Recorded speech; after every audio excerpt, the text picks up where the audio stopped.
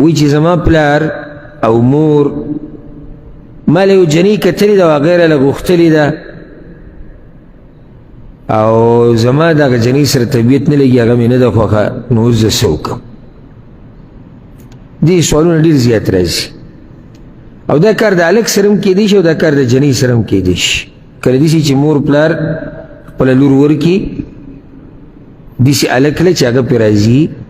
هغه پرې راضي نه وي زه به دا مسله بلکل واضحه کړم په یو څو نقاطو کې اولنۍ خبره هغه دا ده بنیادي قانون او قاعده یې د ساتئ چې د نکاح په شرطونو کې یو لوی شرط دا دی چې دا هلک او جنۍ به په دې باندې راځي او په صحیح بخاري سے مسلم کې حدیث دی د ابو هریره رضی الله عنه پیغمبر صلی الله علیه وسلم وایي چې پیغله جنۍ د هغه وخته پورې په نکاح نشي ورکولی چې څو پورې دې اجازت نه یې اخیستې او دغه شان کونډې نه هم مشوره اخلي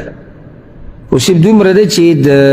پیغلې جنۍ غلي کېناسته د هغې اجازت دی ځکه چې حیا وله ورځي نو هغه نشي ویلی نو که چېرته مور ترې تپوس وکړي چې پلاني دې ورکوو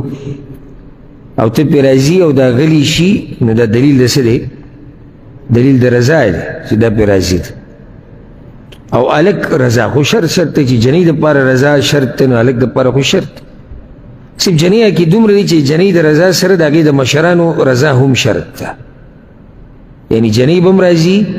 او د هغې مشران چې کوم دي سرپرست هغه به هم راځي صرف د جنۍ رضا نه چلیږي او صرف د سرپرست رضا نه چلیږي نو ضرور وایي چې ما له جنۍ غوښتلې ده